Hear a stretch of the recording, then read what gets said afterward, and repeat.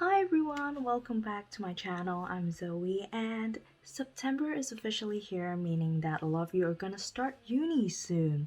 Such an exciting time. I still remember 3 years ago I was in the same place as you and I was so excited to start this journey as both like a university student but also my architectural journey, and I had a really great time. But there were a lot of things that I've experienced myself that I wish somebody could have told me back then to make my experience even more fruitful and more productive.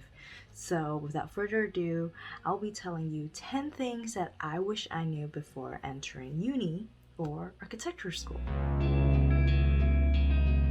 Number one would be to enjoy freshers, because usually when you're in your first year of architecture or any course in general, it's gonna be the easiest out of the three usually. So it would be a great time to, go out and socialize and meet people outside of your course before you get too absorbed into what you're studying, and you'll be rejecting everything that's non architecturally related, and you will not meet a lot of people later on. So like when it's your freshers, there's a lot of people who are like you. They're new to the place, they've just left home, they're excited for uni, they want to meet new friends.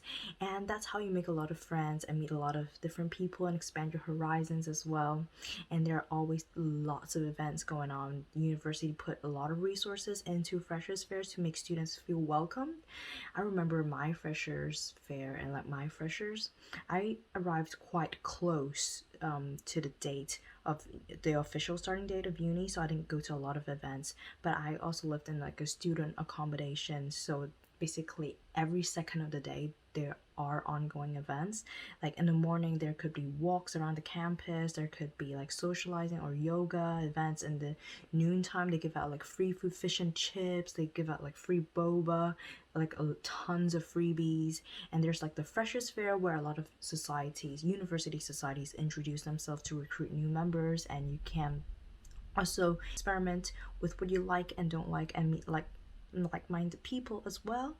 And during night times there are like clubbing, there's like parties introducing you all to the drinking culture and like having lots of fun.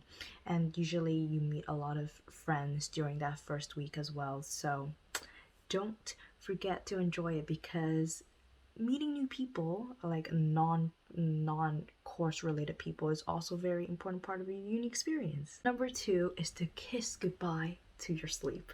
Well, I don't know if this is applicable to all courses, but if you're studying architecture, there will be some nights that you won't be sleeping unless you have really good self-discipline and time management. But it's hard because, when you're in high school, you just have to do like 5 questions for your math homework and you still groan about the workload.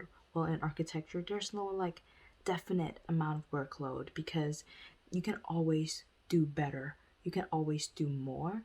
So you always end up going into this abyss and loop, never ending loop of redoing stuff because you think you can do better or you can do more. You can always dive deeper into the research or do better diagrams. So suddenly you realize you haven't slept a wink and it's 7 a.m.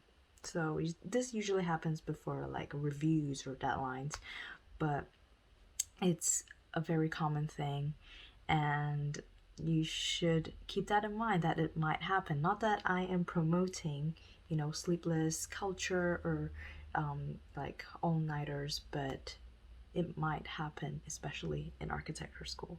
Number three on the list is to learn software.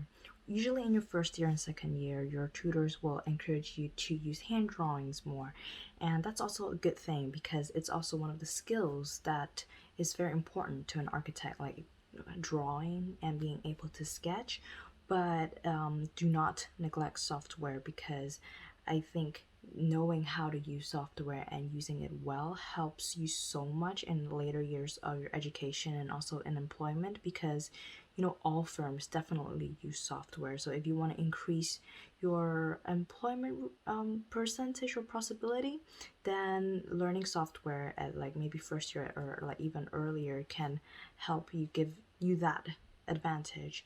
And for example, some software which you can familiarize yourself with is Photoshop, because you need to be editing some nice images or making collages, InDesign to put your portfolio together, Illustrator to create some diagrams, and then some more BIM kind of software, so AutoCAD or Vectorworks for drawing plans and sections or elevations, and 3D modeling software like maybe Rhino, SketchUp, or Revit.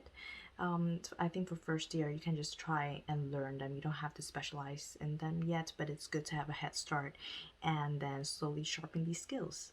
Number 4 on the list is to join architectural societies or socialize with people.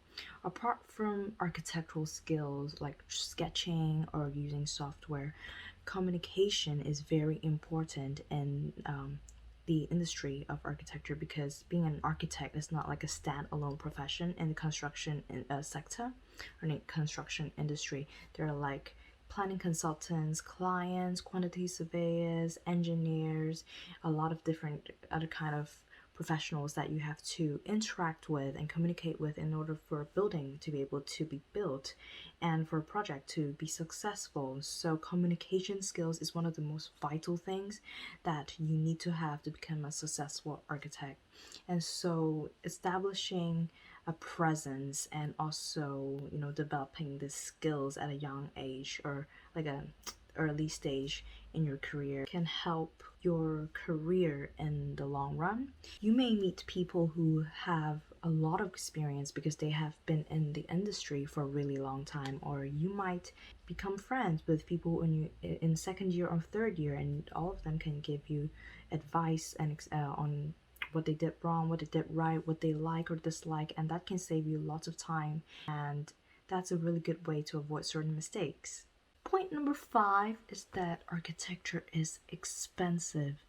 Southern architecture as a course itself is already, I think, more expensive than other courses, especially if you are an international student. Not to mention you have to have a good laptop to, run the high graphical software like, AutoCAD or just SketchUp, Rhino, like modeling software, and you need to spend a lot of money on modeling materials as well. Some unis might have sponsor for that, and some unis like I know Cambridge it gives out free modeling materials. Correct me if I'm wrong, but if you study in University of Manchester, you have to pay for your own modeling materials, and when you do like final models or like sketch models, you need cardboard, mound board, and although there are like scraps which are free and it's good to use those scraps because you're recycling, sometimes you just have to pay for like a big sheet, and those cost a few pounds each. So you have to keep in mind that you have the budget for that. And also printing, like especially large format printing, is the most money I've spent on like just for a piece of paper. Well, apart from the education, the degree itself, but it is very, very expensive. So keep in mind that if you work in large scales and you need to print them out like in A1 or even A0, it usually costs you around like £5 or £6 each sheet, and sometimes the printing goes wrong and you don't get a refund for that. So just keep in mind you might need a few £100 or more each term, or maybe a year. I don't know, I'm not sure. I think different schools has like different standards, but you need an extra budget for these expenses. Point number 6 is study trips.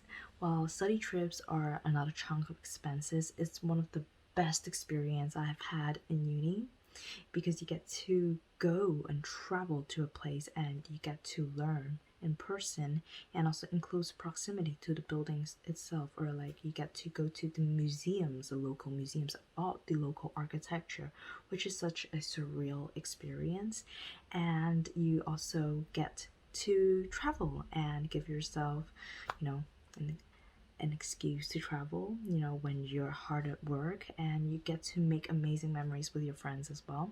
For my first year, I went to Berlin, and it was pre-COVID, so I'm so thankful I at least have like one study trip, because in second year COVID hit and we were initially planning on going to Barcelona, but then it got cancelled, and students who were first year though that year they don't get any study trips at all. Even if they do, I think it's just two, like within the UK, and you don't get like European destinations anymore. So I'm so thankful to actually get to go to Berlin. We went to the Saal and we learned about the Bauhaus movement, which is just the highlight, I think, one of the highlights of my whole, uni experience.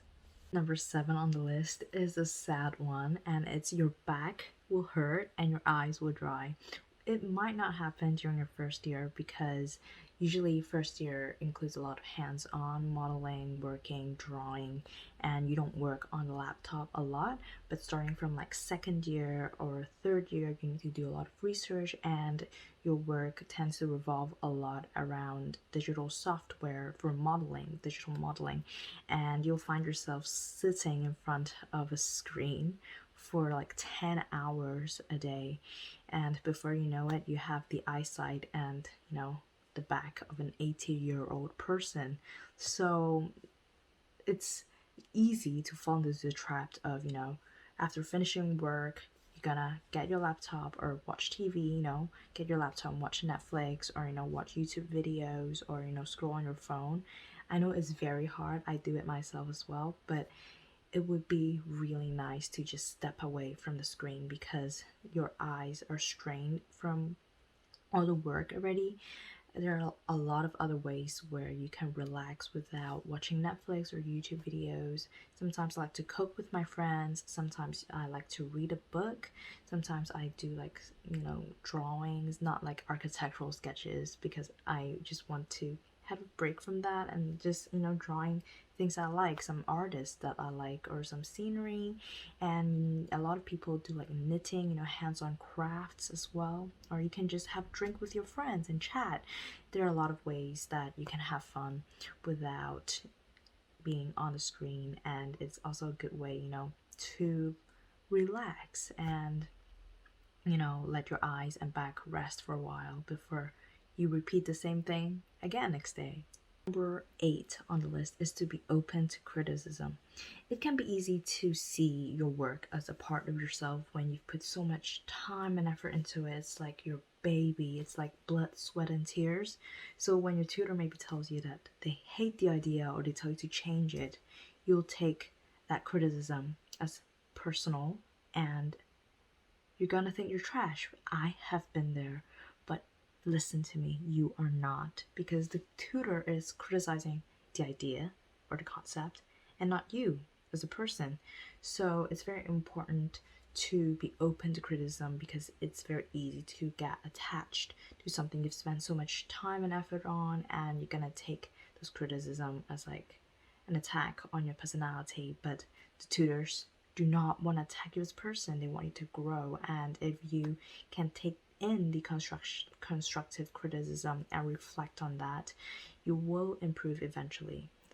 Architecture, studying architecture has a really steep learning curve, but if you do not take those comments as like a personal thing and reflect on them and improve your work, you'll definitely, learn a lot more and, be happier. Number 9 is a very important one, and it's to back up your work. Back up your work. Back up your work. It's so important. I have to say it at least 3 times. You ever experienced a printer jam when you're in a hurry? Like, it's the same with laptops. When you have like an imminent deadline, the more frequent they crash or the more problems there are. When it runs fine, usually it's like they know and they're like in this conspiracy to fail us. But you don't want to not be able to meet a deadline after weeks or even months of hard work just because your laptop stopped running a day before the deadline. So it's very important that you back up all of your work, like either online or get like a hard drive, and just it's the most important thing. You don't want to have a mental breakdown because of that. Universities are usually not lenient with this kind of reason, and they will still penalize you for your late submission. So back up your work, back up your work, back up your work, guys. Number 10 on the list is also a fun one, and that is to read, to travel, and to sketch. because architecture is a very hands-on subject, sometimes you forget to stimulate your brain and, make your brain grow as well by giving it new ideas through reading. I wish I could have done a lot more of this when I was studying. I usually neglect a lot of my reading list if it's not essential, like writing an essay. And that's the thing that I regret the most, because you learn so much through reading. Think of it this way, like a person who is like a specialist in a field of architecture, or any field in general, and they've concluded all the wisdom into this small book, and all the knowledge and wisdom is easily accessible at the palm of your hands. So it's a very good way to improve yourself and also generate new ideas without even have to leave a place. But also sometimes traveling is also a very good way to learn more things, or stimulate new ideas, because you get to see new buildings, meet new people. Your brain gets introduced to all these new stimuli, no matter if it's visual or cultural, and you can, creativity is usually generated this way. And when you travel, you can also sketch a lot. Sketching is actually a skill which you can practice. So the more you do it, the more fluent, or, articulate you can be with expressing ideas through drawings. And that's also a very essential skill for architects. And there we have it, 10 things I wish I should have known when I was in architecture school.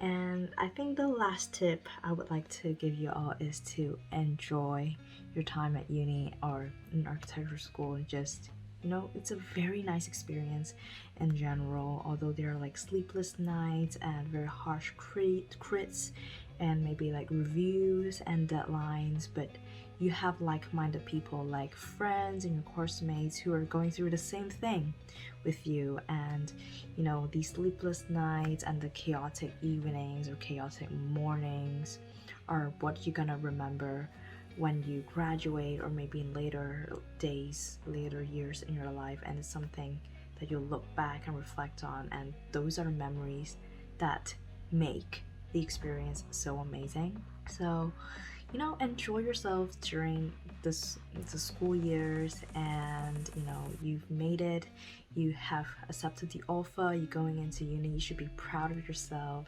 You should step into architecture school or university with pride, and start your architectural journey. So I hope this video was useful to you. I hope you like it as well. If you do, don't forget to give it a like and subscribe to my channel for more. If you have anything you want to know about architecture school in general, you can also comment down below, and I'll see if I can answer any of your inquiries. And I'll see you next time. Bye.